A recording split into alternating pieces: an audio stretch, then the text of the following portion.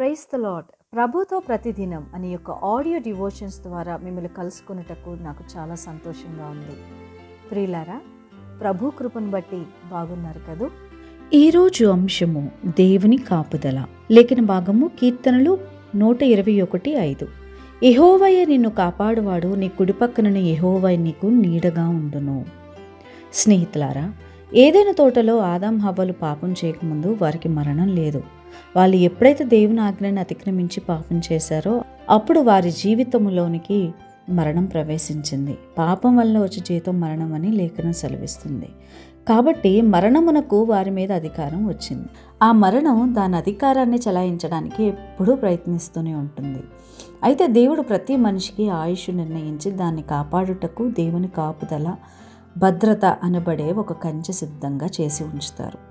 నీవు అతనికిని అతని ఇంటి వారికిని అతనికి కలిగిన సమస్తమునకును చుట్టూ కంచె వేసేది కదా అని సాతాను యోబు గురించి దేవునితో చెప్పడం గమనించగలం. దేవుడు వేసిన ఆ కంచె లోపలికి మరణం ప్రవేశించలేదు. మనిషి ఎప్పుడైతే దేవుడు తన ఆయుష్ను కాపాడటానికి వేసిన కంచె దాటి పాపలోకంలో ప్రవేశిస్తాడో అప్పుడు మరణం వాణ్ణి మింగివేస్తుంది. మనిషి ఆ కంచె దాటకుండా ఉండాలని దేవుడు ఎన్నో హెచ్చరికలు చేస్తూనే ఉంటారు. అయితే మనుషులు వివిధ తంత్రములు కల్పించుకొని ఆ కంచె నుండి బయటికి వచ్చేస్తున్నారు. ఈ లోకంలో జీవించేటప్పుడు మన చుట్టూ ఎన్నో ప్రమాదాలు పొంచి ఉంటాయి. గాలి, నీరు, నిప్పు, భూమి, ఆకాశం అనబడే పంచభూతాల ద్వారా మనిషికి మరణం పొంచి ఉంది. సుడిగాలి ద్వారా యోబు కుమారులు కుమార్తెలు చనిపోయారు. నోవాహు కాలంలో జలప్రళయం ద్వారా మనుషులు చనిపోయారు. సొదొమ గొమొర్రా ప్రజలు అగ్ని ద్వారా చనిపోయారు కదా. భూమి నోరు తెరిచి కోరహు కుటుంబాన్ని మింగివేసింది. ఆకాశం నుండి పిడుగులు పడి మనుషులు చనిపోతుంటారు. అలాగే ప్రమాదాలు, హత్యలు, ఆత్మహత్యల ద్వారా మరణం పొంచి ఉంటుంది. దేవుడు మనకి నిర్ణయించిన ఆయుష్కాలం అంతా కూడా సురక్షితంగా జీవించాలంటే దేవుని కాపుదలలో మనం ఖచ్చితంగా ఉండాలి.